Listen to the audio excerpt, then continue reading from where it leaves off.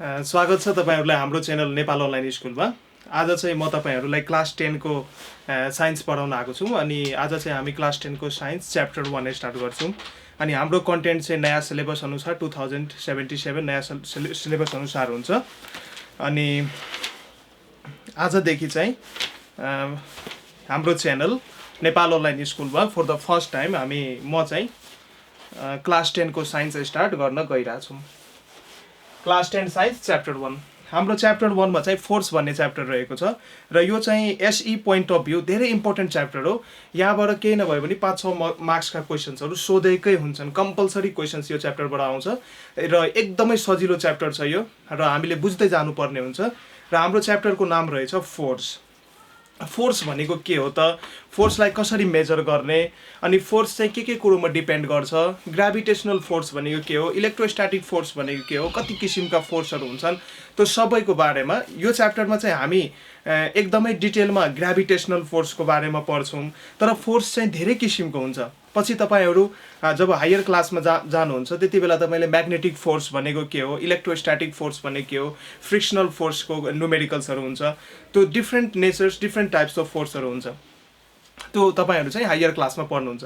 तर आज चाहिँ क्लास 10 को कन्टेक्स्टमा हेर्ने हो भने आज चाहिँ हामी ग्राभिटेसनल फोर्स भनेको के हो र त्यो सम्बन्धी इम्पोर्टेन्ट लजहरु, त्यो सम्बन्धी इम्पोर्टेन्ट फर्मुलाहरु के हुन् त्यो हामी चाहिँ यो च्याप्टरमा पढ्छौं।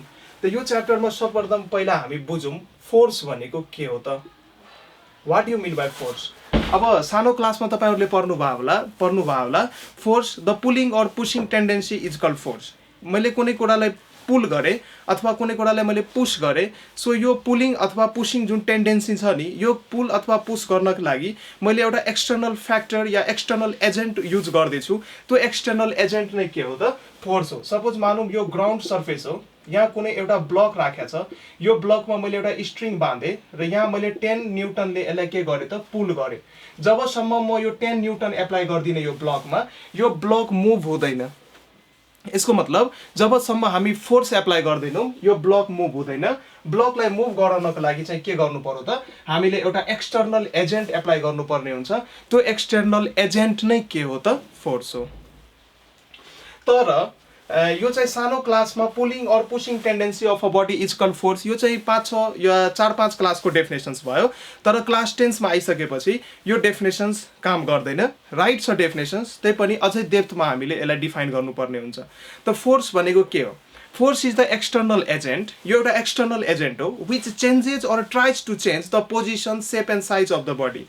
मतलब कुनै पनि बडीमा यदि मैले फोर्स एप्लाई गरेको छु भने त्यो फोर्स चाहिँ एउटा एक्सटर्नल एजेन्ट हो, बाहिरबाट एप्लाई गर्नुपर्ने हुन्छ। सपोज यदि म यो बोर्डलाई यसरी पुश गर्दैछु भने मैले यसलाई पुश गर्नुपर्ने हुन्छ, मैले यसलाई फोर्स लाउनु पर्ने हुन्छ। यो बोर्डले आफैले फोर्स लाउन सक्दैन, त्यसैले यसलाई हामी एक्सटर्नल एजेन्ट भन्छौं।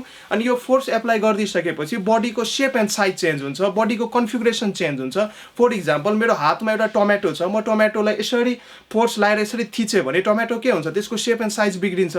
यदि उताबाट फुटबल आइरहेछ, कसैले मेरो फ्रेन्डले एउटा फुटबल शट गर्यो, मैले आफ्नो खुट्टाले त फुटबललाई अर्को डिरेक्सनमा त्यसलाई म के गर्न सक्छु त, त्यसलाई टर्न गर्न सक्छु।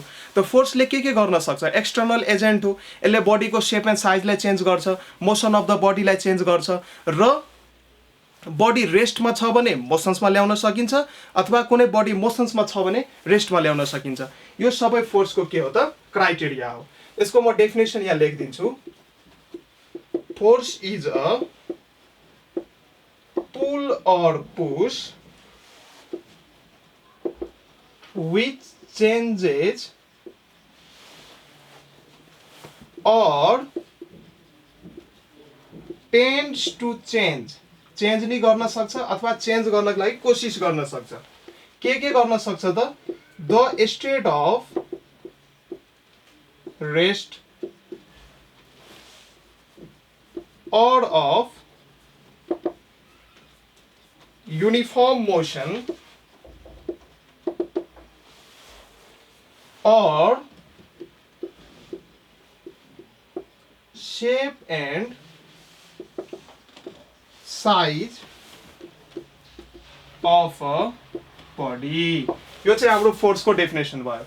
फोर्स चाहिँ के रहेछ त, pull or push which changes or tends to change the state of rest or of uniform motion. Body यदि रेस्टमा छ भने त्यसमा हामीले फोर्स लगाएर त्यसलाई मोसनमा ल्याउन सक्छौं, अथवा कुनै पनि बडी युनिफर्म मोसनमा छ भने त्यसमा हामी फोर्स एप्लाई गरेर त्यसलाई रेस्टमा ल्याउन सक्छौं। यसको मतलब फोर्सले के गर्न सक्छ त बडीको स्टेट नि चेन्ज गर्न सक्छ, मोसन्सबाट रेस्ट, रेस्टबाट मोसन्स ल्याउन सकिन्छ। अर्को चाहिँ के गर्न सक्छ त shape and size of the body यसले चेन्ज गर्न सक्छ। मैले अघि टोमेटो वाला एक्जाम्पल दिएको थिएँ नि, in the same way force apply गरेर हामी shape and size of the body नि के गर्न सक्छौं त चेन्ज गर्न सक्छौं। र एउटा अझै कुरा यसमा थप्न सकिन्छ, हामी बडीको डिरेक्सन नि चेन्ज गर्न सक्छौं। सपोज कुनै बडी यो डिरेक्सनबाट आइराछ भने, यो डिरेक्सनबाट आइराछ भने त्यसमा हामीले यदि फोर्स लाउँछौं भने त्यसलाई अपोजिट डिरेक्सनमा नि हामी फर्काउन सक्छौं। त फोर्सले के गर्न सक्छ त बडीको डिरेक्सन नि चेन्ज गर्न सक्छ। अनि यो फोर्स भन्ने जुन यो क्वान्टिटी हो, फिजिकल क्वान्टिटी, यो फोर्स भन्ने फिजिकल क्वान्टिटीको युनिट के हो त? कि कुन युनिटमा हामी फोर्सलाई नाप्छौं त? फोर्सलाई मेजर गर्ने युनिट के हो थाहा छ तपाईहरुलाई? फोर्सलाई मेजर गर्ने युनिट, फोर्स एउटा भेक्टर क्वान्टिटी हो। फोर्स एउटा के हो त? फोर्स एउटा भेक्टर क्वान्टिटी हो।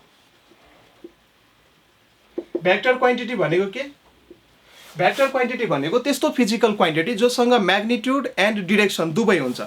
स्केलर क्वान्टिटीसँग म्याग्निट्युड मात्र हुन्छ, डिरेक्सन्स हुँदैन। स्केलर क्वान्टिटीको इक्जाम्पल डिस्टेन्स भयो, स्पिड भयो, मास भयो, डेन्सिटी भयो, भोल्युम भयो, यो सबै हाम्रो के हो त स्केलर क्वान्टिटी हो। तर भेक्टर क्वान्टिटीसँग के हुन्छ त म्याग्निट्युड हुन्छ नै, र म्याग्निट्युडको साथसाथै अर्को के हुन्छ त? के हुन्छ त? डिरेक्सन नै हुन्छ। त्यसैले फोर्स हाम्रो एउटा भेक्टर क्वान्टिटी हो। यसलाई म्याग्निट्युड प्लस डिरेक्सन दुवै हुन्छ। अब यदि हामीले फोर्समा डिरेक्सन, अब सपोज फोर्स यदि भेक्टर क्वान्टिटी नभइदिएको भए हामी फोर्सको फिल लिन सक्दैनथ्यौँ। सपोज यो बडीलाई म यता तान्छु भने यो यता मुभ हुन्छ, यो बडीलाई म यता तान्छु भने यता मुभ हुन्छ, यो बडीलाई म माथि तान्छु भने माथि मुभ हुन्छ। सपोज कोही मान्छेले तपाईलाई भन्यो म यो बडीमा 10 न्युटन फोर्स एप्लाई गरे, अब 10 न्युटन फोर्स यदि उसले यो डिरेक्सनमा एप्लाई गरेछ भने यो बडी यता मुभ हुने भयो, यो डिरेक्सनमा एप्लाई गरेछ भने यता मुभ हुने भयो, माथिको डिरेक्सनमा एप्लाई गरेछ भने माथि मुभ हुने भयो। यदि तपाईलाई त्यो साथीले भनेन मैले 10 न्युटन फोर्स कता एप्लाई गरे, तपाईँ कन्फ्युज हुनुहुन्छ कि यो बडी कता मुभ हुन्छ। त्यसैले फोर्समा डिरेक्सन चाहिँ के हो त म्यान्डेटरी हो, कम्पलसरी हो कि कुन डिरेक्सनमा तिमीले फोर्स लाएको छौ, सो द्याट त्यही डिरेक्सनमा त्यो बडी के हुन्छ त डिस्प्लेस हुन्छ। सपोज यो बडीमा मैले 10 न्युटनको फोर्स लाएँ भने यो 10 न्युटन के हो त म्याग्निट्युड भयो, र यतापट्टिको डिरेक्सन मैले एप्लाई गरेको छु, सपोज यो इस्ट भयो, यो वेस्ट भयो, यो नर्थ भयो, यो साउथ भयो है। प्लेन अफ पेपरमा directions east west north south represent गर्ने तरिका चाहिँ यो हो, east west north south. Suppose मैले इस्टतिर 10 न्युटन फोर्स एप्लाई गरेको छु भने यो 10 जुन छ नि, यो 10 यो चाहिँ फोर्सको म्याग्निट्युड हो, 10 भयो, र इस्टतिर मैले फोर्स लगाएको छु, इस्टतिर के भइदियो त फोर्सको डिरेक्सन्स भइदियो। त्यसैले फोर्स एउटा भेक्टर क्वान्टिटी हो, यसलाई म्याग्निट्युड एन्ड डिरेक्सन दुवै हुन्छ। अब फोर्सको युनिट के हो त? फोर्सलाई हामी के युनिटमा मेजर गर्छौं? फोर्सलाई एसआई सिस्टम अफ युनिटमा हामी न्युटनमा मेजर गर्छौं। केमा मेजर गर्छौं त? न्युटनमा मेजर गर्छौं।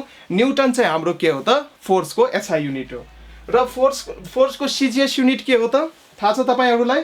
फोर्सको यो न्युटन चाहिँ एसआई युनिट भयो, र फोर्सको सिजिएस युनिट के हो त डाइन हो। डाइन is the CGS unit of force. र यो न्युटन र डाइनमा के रिलेसन छ थाहा छ तपाईहरुलाई?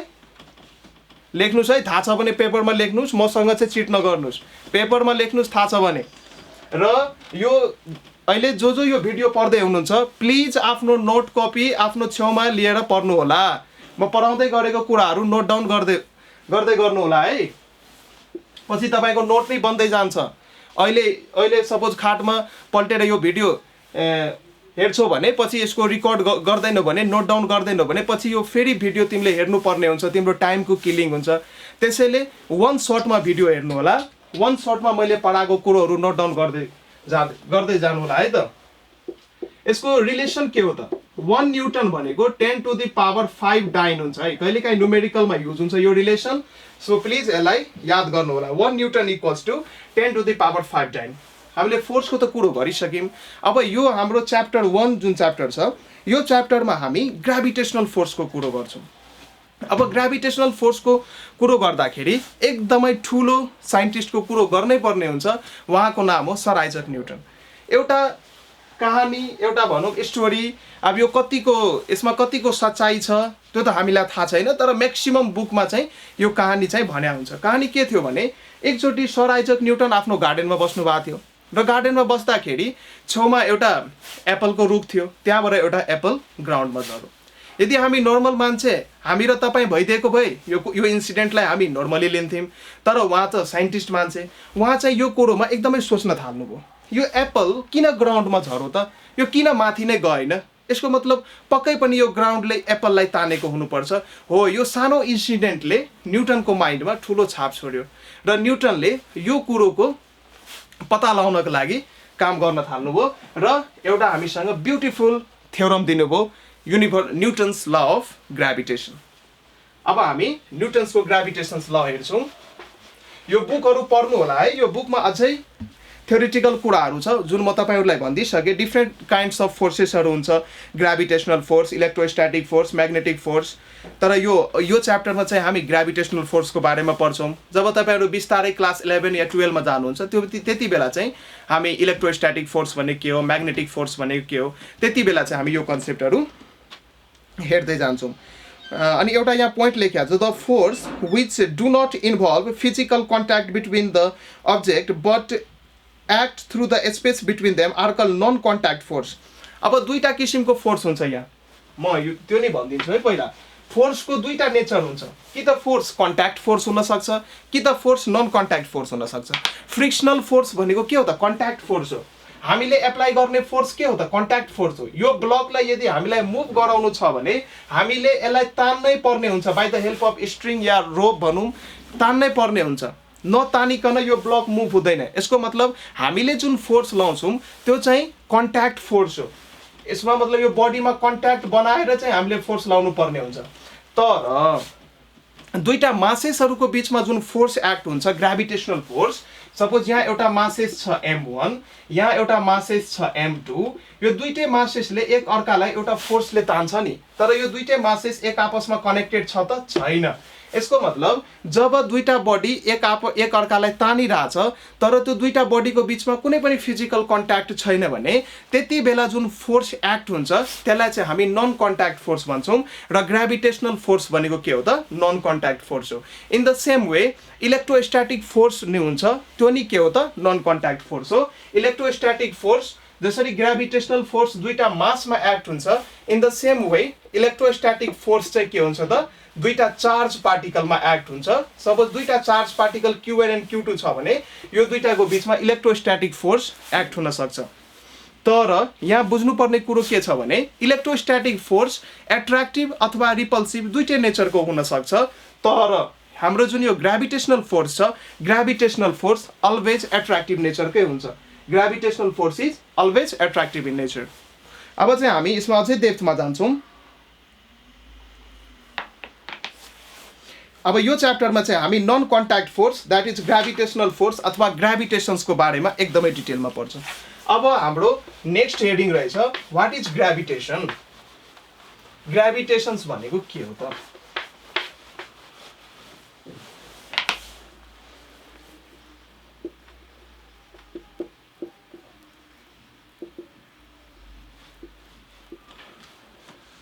ग्राभिटेसन्स भनेको के हो भने यो पृथ्वीमा सपोज मानौँ यो हाम्रो पृथ्वी भयो, यो पृथ्वीमा जति पनि अब्जेक्ट छ नि, मानौँ एउटा ठुलो बिल्डिङ होला, यहाँ रोड छ, रोडमा एउटा मोटर गाडी, यहाँ मान्छे छ, यो बिल्डिङ, यो हाम्रो पृथ्वीमा त जे नि हुन सक्छ नि।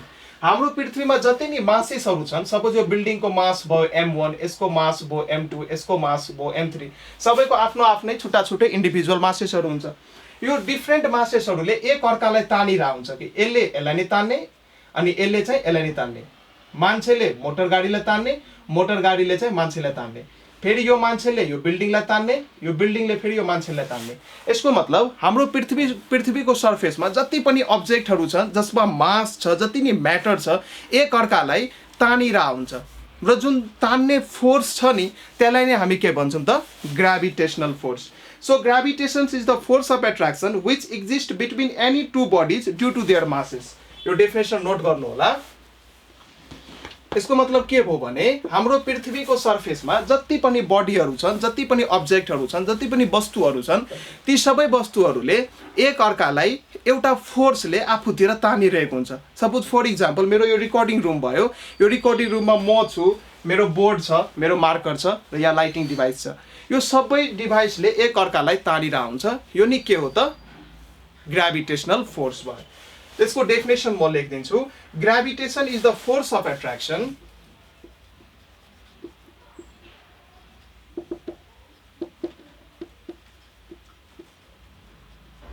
gravitation is the force of attraction which exists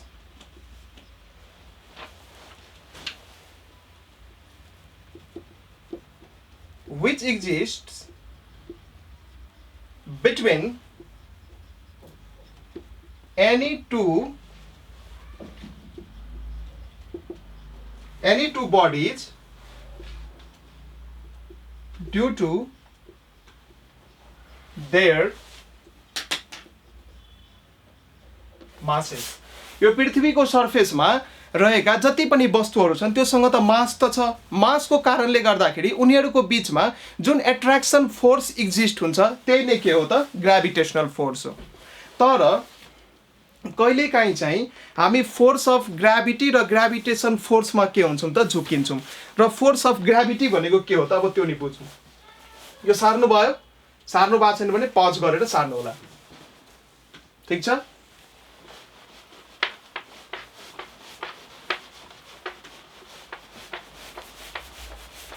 हामी ग्राभिटेसन फोर्स भनेको के हो त हामी बुझिसक्यौँ अब फोर्स अफ ग्राभिटी भनेको के हो त्यो नि हामी बुझ्छौँ अब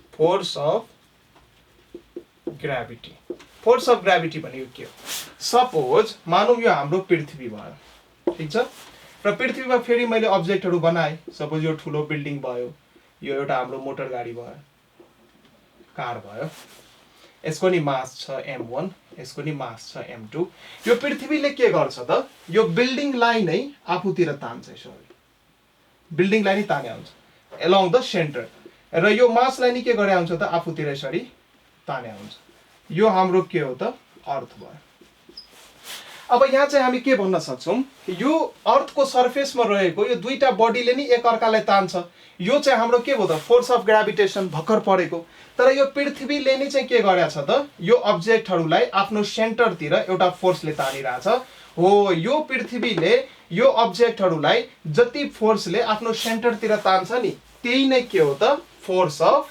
ग्राभिटी हो त फोर्स अफ ग्राभिटी भनेको के हो त कुनै पनि प्लानेटले त्यसको सर्फेसमा रहेका जति नि वस्तुहरू छन् ती सबै वस्तुहरूलाई आफ्नो केन्द्रतिर आफ्नो सेन्टरतिर एउटा फोर्सले होल्ड गरेर राखेको हुन्छ एउटा फोर्सले तानेर राखेको हुन्छ त्यो फोर्स अफ एट्र्याक्सन नै के हो त फोर्स अफ ग्राभिटी हो तर फोर्स अफ ग्राभिटेसन भनेको के हो त पृथ्वीको सर्फेसमा हुने कुनै दुईटा बडीको बीचमा एट्र्याक्सनलाई हामी के भन्छौँ फोर्स अफ ग्राभिटेसन भन्छौँ तर पृथ्वीले यदि कुनै बडीलाई तानेको छ भने त्यसलाई चाहिँ हामी के भन्छौँ त फोर्स अफ ग्राभिटी भन्छौँ यो ग्राभिटेसन भनौँ फोर्स अफ ग्राभिटी भनौँ यो सबै के हो त फोर्स हो र यो सबैलाई केमा नापिन्छ त न्युटनमा नापिन्छ एसआई युनिटमा र सिजिएसमा केमा नापिन्छ त डाइनमा नापिन्छ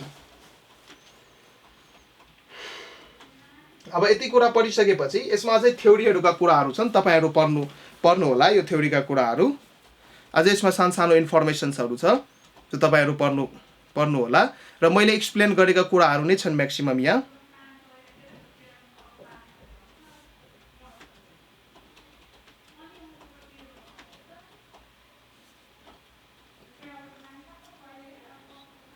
अब यहाँ एउटा अझै कुरो छ यो हाम्रो बिचमा हाम्रो सन हुन्छ नि अनि यसको वरिपरि हाम्रो पृथ्वी घुमिरा हुन्छ नि यो हाम्रो सपोज सन भयो यो हाम्रो अर्थ भयो यो सनको वरिपरि हाम्रो पृथ्वी के भइरा हुन्छ त मुभ भइरा हुन्छ तर कसरी मुभ हो त यो पृथ्वीको नि केही न केही मास छ सपोज सानो m यो सनको केही न केही मास छ ठुलो m यो दुईटा मासको कारणले गर्दाखेरि यिनीहरुको बीचमा एउटा के हुन्छ त गुरुत्वाकर्षण बल या फोर्स अफ ग्रेभिटेसन डेभलप हुन्छ त्यो फोर्स अफ ग्रेभिटेसनको कारणले गर्दाखेरि यो मास जुन छ यो सनको वरिपरि के हुन्छ त घुमिरा हुन्छ यो थ्योरीहरु तपाईहरु पढ्नु होला है त अब चाहिँ म जान्छु Newton's law of gravitation most important content of this chapter most important part of this chapter एक्जाममा चाहिँ यहाँबाट कि त डेरिभेसन या स्टेटमेन्ट या फर्मुला डिराइभ गरेर सोध्या हुन्छ कि त न्यूमेरिकल सोध्छ कि दुवै सोध्न सक्छ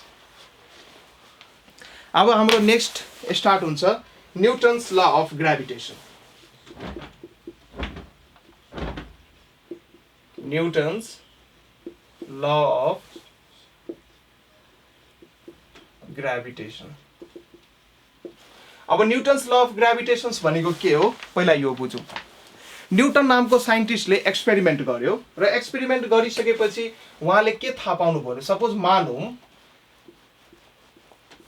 यो हाम्रो मास हो m1 र यो मानौं यो हाम्रो मास हो m2 यो यसको सेन्टर भयो यो यसको सेन्टर भयो यिनीहरुको सेन्टरबाट दुईटै मासको डिस्टेन्स छ क्यापिटल D मैले दुईटा मास लिए m1 र m2 र यिनीहरुको सेन्टरबाट मैले डिस्टेन्स लिए क्यापिटल D र मानौं यो दुईटै बडीको बीचमा अब यो बडीलाई आफूतिर तान्छ इन द सेम वे यो बडीलाई नि यो बडीले के गर्छ त आफूतिर तान्छ सपोज दुईटै बडीले एक अर्कालाई तानिराछ कति फोर्सले त F फोर्सले सपोज दुईटा बडी छ नि एउटा बडीलाई 1 न्यूटनले तानिराछ भने अर्को बडीले नि त्यसलाई चाहिँ 1 न्यूटनले नै तान्छ त्यसैले यो बडीले यसलाई F ले तान्ने हो भने यो बडीले पनि यसलाई F ले नै तान्ने हो त्यसैले मैले F लेखे F1 F2 हुँदैन ग्रेभिटेशनल फोर्स चाहिँ के हुन्छ त सेम हुन्छ एक बडीले अर्को बडीलाई जतिले तानिरा हुन्छ नि त्यति म्याग्निट्युडको force in the opposite direction अर्को बडीले त्यसलाई तानिरा हुन्छ डाइरेक्सन अपोजिट छ है यसमा चाहिँ यतापट्टि डाइरेक्सन छ फोर्सको तर यसमा चाहिँ यतापट्टि डाइरेक्सन छ तर फोर्सको म्याग्निट्युड चाहिँ के छ त F छ फोर्सको म्याग्निट्युड के छ त सेम छ यो हाम्रो भयो अनि न्यूटन साहबले के थाहा पाउनु भयो भने यो ग्रेभिटेशनल फोर्स अफ एट्र्याक्सन जुन छ नि क्यापिटल F यो ग्रेभिटेशनल फोर्स अफ एट्र्याक्सन जुन छ क्यापिटल F यो F चाहिँ यो मासेसको मल्टिपलसँग डाइरेक्टली प्रोपोर्सनल हुन्छ दैट इज m1 र m2 को मल्टिपलसँग यो ग्रेभिटेशनल फोर्स जुन F छ यो डाइरेक्टली प्रोपोर्सनल हुन्छ यसलाई हामी साइन अफ प्रोपोर्सनालिटी भन्छौं so gravitational force is directly proportional to the product of masses m1 and m2 यसलाई हामी इक्वेसन 1 भनौं in the same way gravitational force जुन F छ यो चाहिँ डिस्टेन्स को स्क्वायर सँग इन्भर्सली प्रोपोर्सनल हुन्छ यो दुईटा बडीको बीचमा जुन मैले डिस्टेन्स ल्याएको थिए क्यापिटल D यो डिस्टेन्स को स्क्वायर सँग के हुन्छ त इन्भर्सली प्रोपोर्सनल हुन्छ को त ग्रेभिटेशनल फोर्स सो यहाँ हाम्रो दुईटा स्टेटमेन्ट आयो अब यो दुईटा स्टेटमेन्ट न्यूटन्सले कसरी थाहा पाए त एक्सपेरिमेन्ट्स गरेर उहाँले ल्याबमा या फिजिक्स ल्याबमा एक्सपेरिमेन्ट गर्नु भयो होला र रिसर्च गर्नु भयो होला त्यो रिसर्चको बेसिसमा उहाँले यो कन्क्लुजन ड्रा गर्नुभयो र उहाँले के कन्क्लुजन ड्रा गर्नुभयो जुन gravitational force of attraction F छ यो चाहिँ मासेसको मल्टिपलसँग डाइरेक्टली प्रोपोर्सनल रे र डिस्टेन्सको स्क्वायरसँग चाहिँ इन्भर्सली प्रोपोर्सनल रे यो उहाँको के थियो त एक्सपेरिमेन्ट्सको रिजल्ट्स थियो र यसलाई नै हामी के भन्छौं त न्यूटन्स ल अफ ग्रेभिटेसन तपाईलाई कहिलेकाहीँ एक्जाममा state Newton's law of gravitation सोध्न सक्छ त कसरी स्टेट गर्ने त्यहाँ तपाईले भन्नुपर्ने हुन्छ the gravitational force of attraction between the masses m1 and m2 is directly proportional to the product of their masses and inversely proportional to the square of the distance between their centre यो चाहिँ हाम्रो statement भयो म एकछिनमा लेखाइदिन्छु यो चाहिँ हाम्रो statement भयो ठीक छ अब यो दुईटै प्यारामिटरलाई यो इक्वेसन 1 र इक्वेसन 2 लाई म यहाँ कम्बाइन गर्छु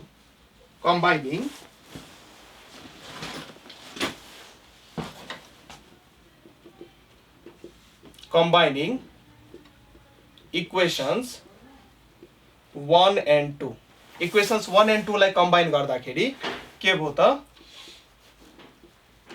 m1 m2 by d square हुने भयो र यो साइन अफ प्रोपोर्सनालिटी हो र साइन अफ प्रोपोर्सनालिटीलाई हटाउनको लागि हामीले के गर्नुपर्ने हुन्छ त साइन अफ प्रोपोर्सनालिटीलाई हटाउनको लागि एउटा हामी इक्वल्स टु साइन दिन्छौँ र एउटा कन्स्ट्यान्ट हामी इन्ट्रोड्युस गर्छौँ र मैले यहाँ चाहिँ कन्स्ट्यान्ट क्यापिटल जी इन्ट्रोड्युस गरेँ यहाँ चाहिँ m1 m2 भयो र तल चाहिँ डिस्टेन्सको स्क्वायर भयो हो यो जुन फर्मुला आयो नि capital F equals to capital G m1 m2 by D square हो यो फर्मुलाले के दिन्छ त ग्राभिटेसनल फोर्सको मेजरमेन्ट दिन्छ सो ग्राभिटेसनल फोर्सलाई हामी कसरी मेजरमेन्ट गर्न सक्छौं so gravitational force of attraction between any two bodies having masses m1 and m2 separated by distance d is given by capital G m1 m2 by D square यो चाहिँ हाम्रो के भयो त फर्मुला भयो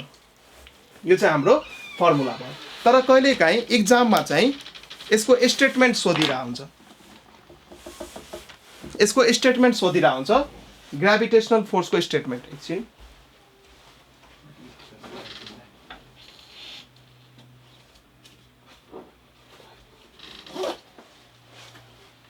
कहिलेकाहीँ एक्जाममा चाहिँ स्टेटमेन्ट सोधिरा हुन्छ त्यो स्टेटमेन्ट म यो सार्नु भयो नि यो सार्नु है यो यहाँसम्म सार्नु यो बडी बनाउनु यो डायग्राम बनाउनु यहाँसम्म सार्नु capital F equal to G m1 m2 by D square अब चाहिँ म यहाँ तपाईँहरूलाई स्टेटमेन्ट लेखिदिन्छु यसको स्टेटमेन्ट यसलाई नै यो दुईटा इक्वेसन्सलाई मिलाएर स्टेटमेन्ट लेख्ने हो force is directly proportional to the product of masses m1 and m2 and inversely proportional to the square of the distance between their centres अब यही कुरोलाई ल्याङ्ग्वेजमा लेख्नु पर्यो मिलाएर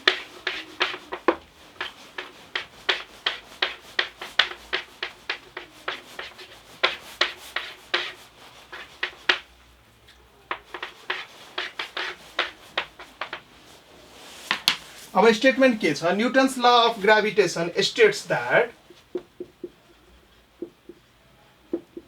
Newton's law of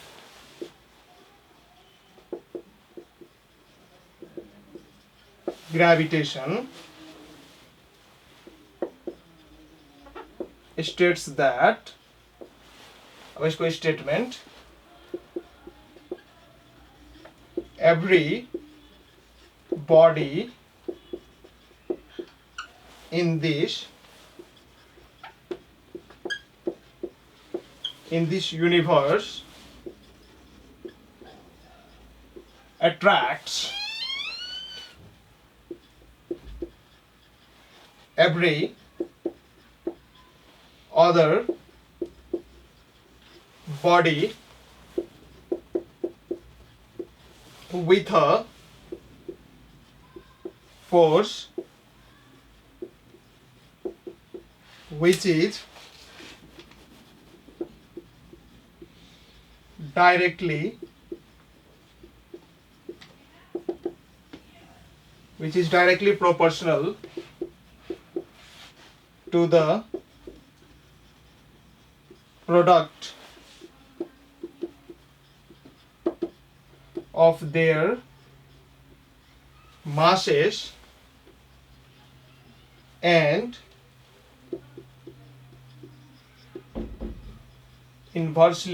body with a force which is directly proportional to the product of their masses and inversely proportional to the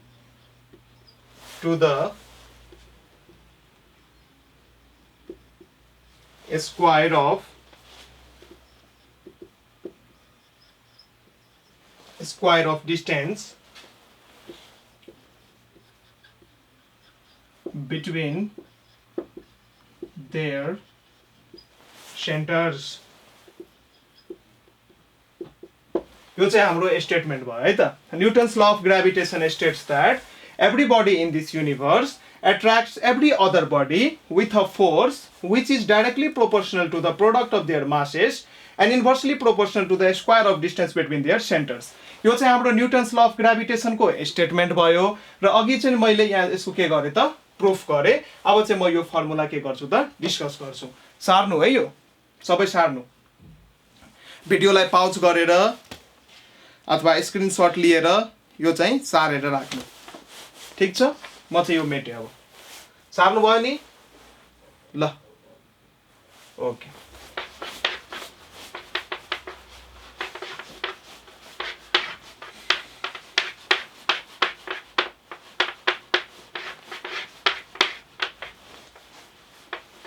अब जुन हाम्रो यो फर्मुला छ हाम्रो फर्मुला के छ त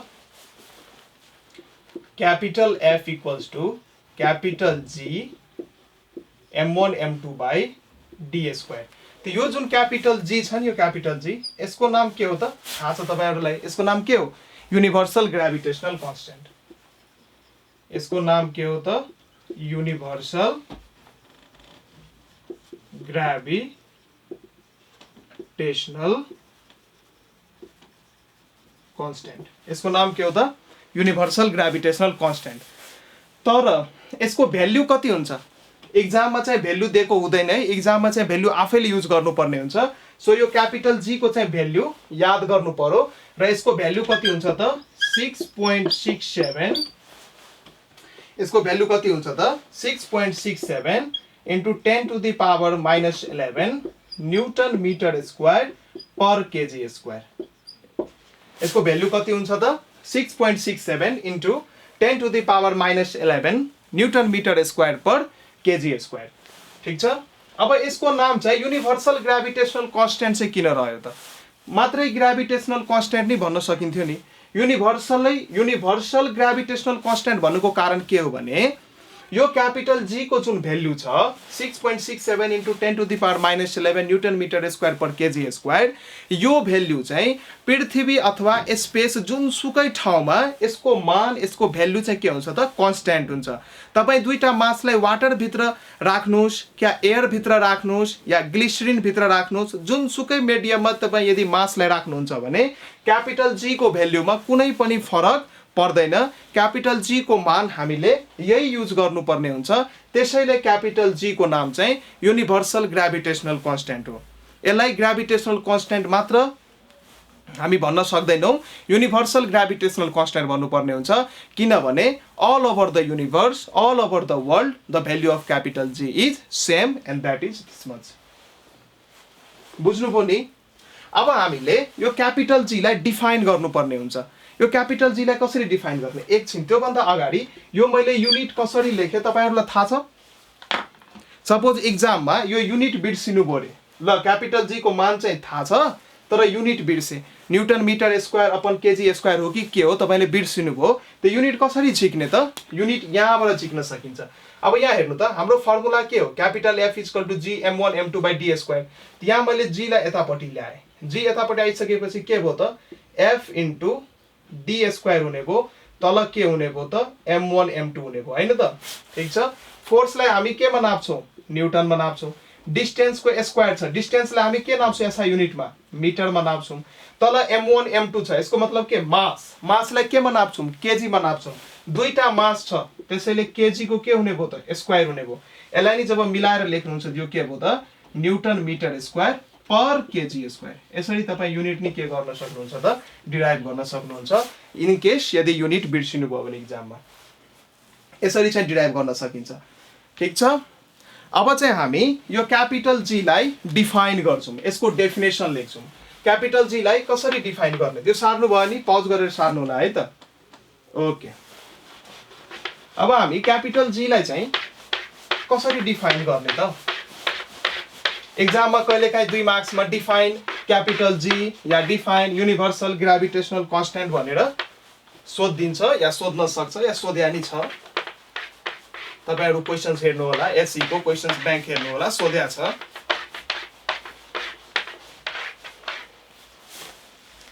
अब चाहिँ हामी क्यापिटल G लाई चाहिँ के गर्छौं त डिफाइन गर्छौं। हाम्रो फर्मुला के थियो हाम्रो फर्मुला थियो capital F = capital G m1 m2 / d square थियो फर्मुला।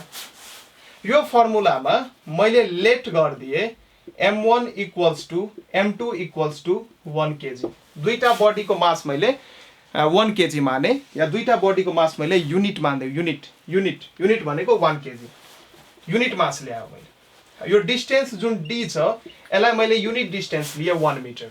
अब यो सबै भ्यालु यसमा सब्स्टिट्युट गर्दाखेरि फोर्स के लेख्न सकिन्छ F = G * m1 * m2 दुईटै कति छ 1 kg 1 * 1 अपन डिस्टेन्स को स्क्वायर डिस्टेन्स कति छ 1 मिटर 1 को स्क्वायर यो कति भो G * 1 * 1 1 1 को स्क्वायर 1 * G सबै चेन्ज भएर क्यापिटल एफ इक्वल्स टु के भयो त जी भएछ। ओहो, अब यहाँबाट हामी डिफाइन गर्न सक्छौँ। क्यापिटल जी चाहिँ के रहेछ त ग्राभिटेसनल फोर्स अफ एट्र्याक्सन रहेछ। कुन बेला जब दुईटै बडीको मास 1 kg हुन्छ र उनीहरूको बिचको सेपरेसन 1 मिटर हुन्छ। यसरी चाहिँ हामी डिफाइन गर्न सक्छौँ। So universal gravitational constant capital G is defined as the gravitational force of attraction between two bodies having unit mass and separated by unit distance apart. जब दुईटा बडी जसको मास 1 kg छ त्यो दुईटै बडीलाई जब हामी युनिट डिस्टेन्स अपार्ट राख्छौँ, unit distance भनेको 1 मिटर जब अपार्ट राख्छौँ, त्यति बेला त्यो दुईटै बडीले एक्सपिरियन्स गर्ने, दुईटै बडीले फिल गर्ने अथवा दुईटै बडीमा एक्जर्ट हुने जुन यो हाम्रो ग्राभिटेसनल फोर्स अफ एट्र्याक्सन छ नि, यो ग्राभिटेसनल फोर्स अफ एट्र्याक्सन नै के हो त क्यापिटल जी हो, है त। अब यसको डेफिनेसन म लेखिदिन्छु। यसको डेफिनेसन तपाईँले इक्जाममा यसरी मिलाएर लेख्न सक्नुहुन्छ है। साइन्स भनेको घोक्ने होइन, साइन्स भनेको बुझ्नुपर्ने कुरो हो। घोक्ने भनेको त अरू विषय घोक्नुपर्छ त्यहाँ।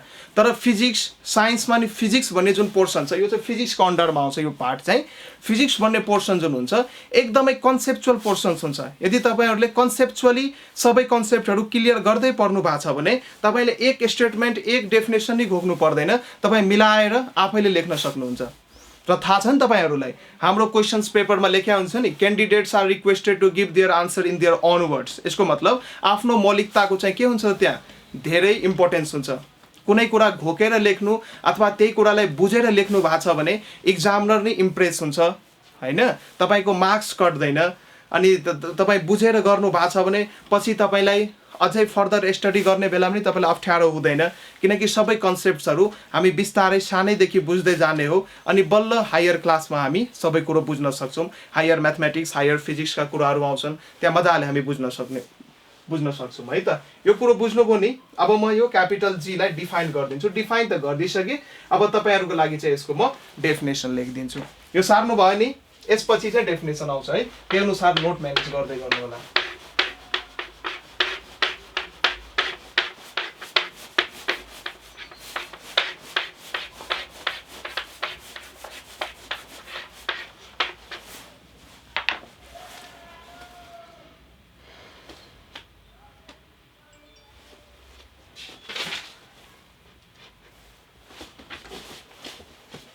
अब क्यापिटल जी को डेफिनेसन के हुन सक्छ त? Universal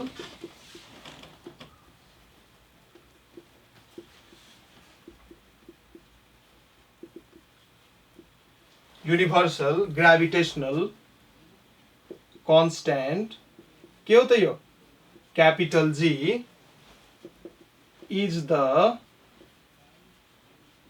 force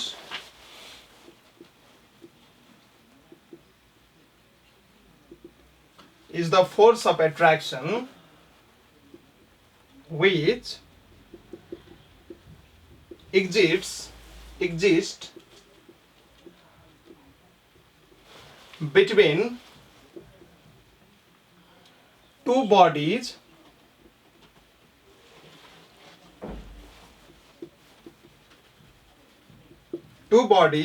of unit masses भनेको 1 kg kept at a unit distance apart from their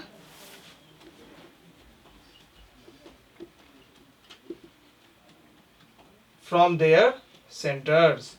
यो डिस्टेन्स चाहिँ जहिले पनि सेन्टर्सबाट मेजर गर्नुपर्ने हुन्छ। सपोज यो मेरो एउटा बडी भयो, यो एउटा बडी भयो भने डिस्टेन्स चाहिँ सधैँ यसको सेन्टरदेखि लिएर यो मेजर गर्नुपर्ने हुन्छ, है त। यहाँबाट डिस्टेन्स हामी मेजर गर्दैनौँ। सपोज कसैले यसरी मेजर गरेको छ भने यो चाहिँ के हुन्छ त? गलत हुन्छ। डिस्टेन्स चाहिँ जहिले पनि कहाँबाट मेजर गर्ने त? सेन्टरबाट मेजर गर्ने। डिस्टेन्स चाहिँ कहाँबाट मेजर गर्ने त? सेन्टरबाट मेजर गर्ने। यो चाहिँ हाम्रो के भयो त? क्यापिटल जी को डेफिनेसन्स भयो। लेख्नु भयो नि? क्यापिटल जी को चाहिँ के भयो त? डेफिनेसन्स भयो। र यो जुन हाम्रो क्यापिटल जी छ नि, यो क्यापिटल जी चाहिँ हेनरी क्याभेन्डिस नामको साइन्टिस्टले टर्सन ब्यालेन्स एउटा सेन्सिटिभ टर्सन ब्यालेन्सको युज गरेर यसको भ्याल्यु फाइन्ड आउट गर्नुभएको थियो। को साइन्टिस्टले? हेनरी क्याभेन्डिस नामको साइन्टिस्टले टर्सन ब्यालेन्स, सेन्सिटिभ टर्सन ब्यालेन्स युज गरेर उहाँले चाहिँ यसको भ्याल्यु फाइन्ड आउट गर्नुभएको थियो। यति सार्नु भयो? ठिक छ।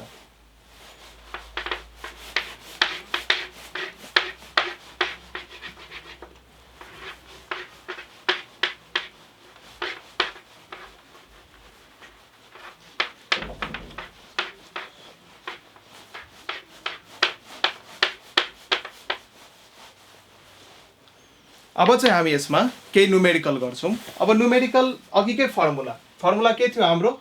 F = capital G m1 m2 / d²। यो थियो नि हो। यही फर्मुला युज गर्दै एससीमा क्वेसन सोधिरहेको हुन्छ 2 मार्क्समा। त्यो क्वेसन्स के हो लेख्नुस् है। त्यो क्वेसन्स के छ?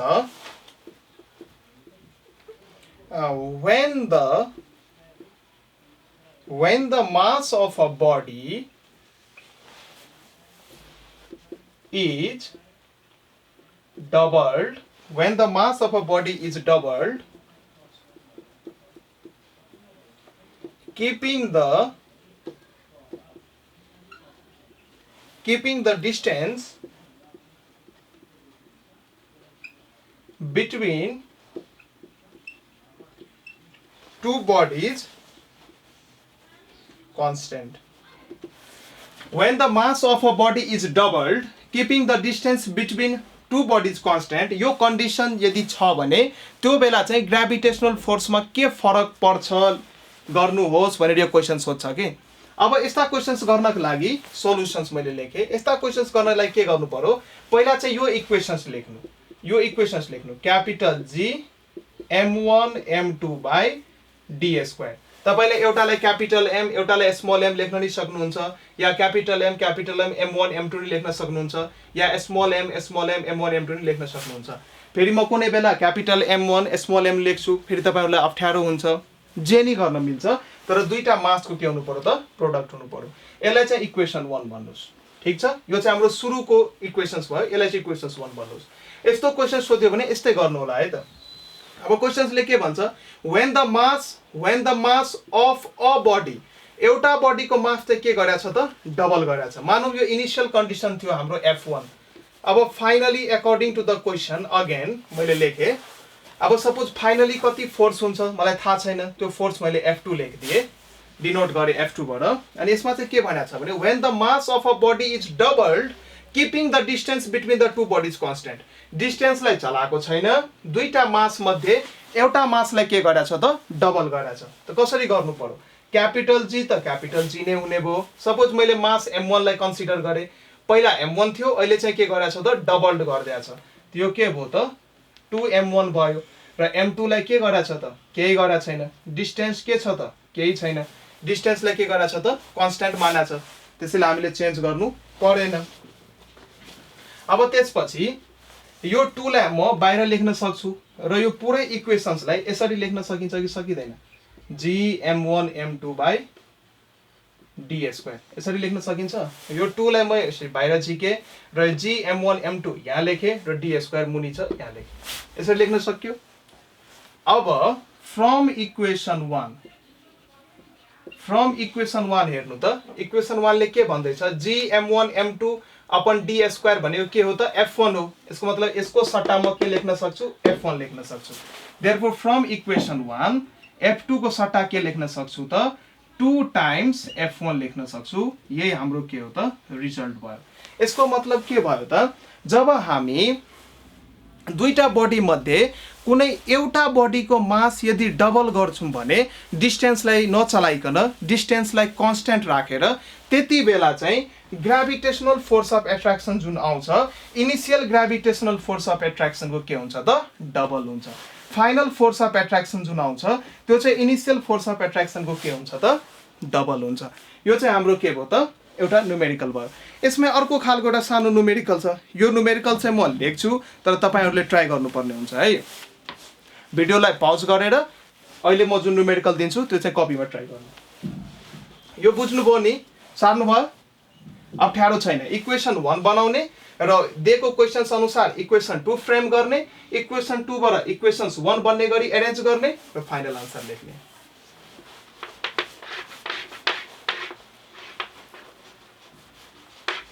फर्मुला यही युज हुन्छ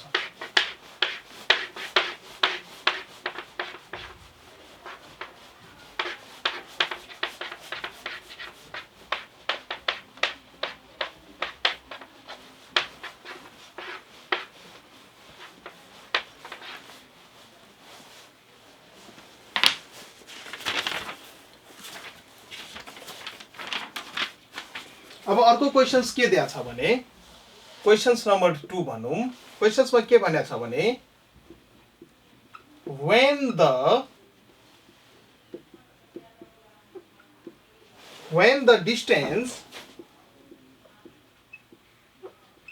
when the distance between two bodies is halved, keeping the masses constant.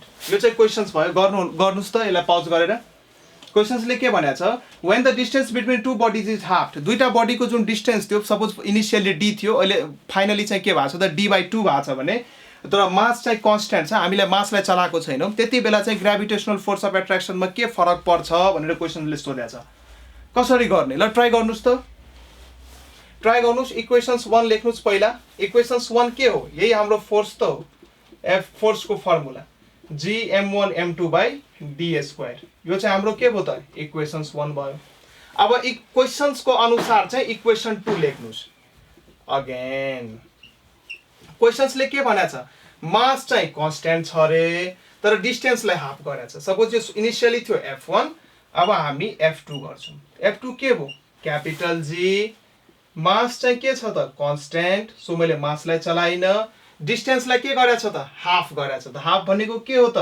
d/2 को पनि के हो त स्क्वायर हो अब यो टर्मलाई अरेन्ज गर्नुस् अब यो जुन छ Gm1 m2 अपन d/2 को होल स्क्वायर यसलाई चाहिँ अझै सिम्प्लिफाई गर्नुस् यता चाहिँ g भयो यो m1 m2 भयो अपन d/2 को स्क्वायर भनेको d²/4 हुने भयो अब यो 4 लाई म माथि लान सक्छु यो 4 माथि गयो यता चाहिँ के भयो त Gm1 m2/d² भयो ठीक छ अब इक्वेसन 1 युज गरेर यहाँ लेख्नुस् युजिङ इक्वेसन 1 युज गरेर यहाँ चाहिँ के लेख्न सकिन्छ त 4 मल्टिप्लाई इन्टु यो भनेकै के हो त इक्वेसन 1 हो यसको मतलब F1 भयो देयरफोर F2 जुन छ हाम्रो F2 यो चाहिँ के रहेछ त 4 टाइम्स F1 रहेछ यहाँबाट के बुझ्न सकिन्छ भने फाइनल फोर्स अफ एट्र्याक्सन जुन F2 छ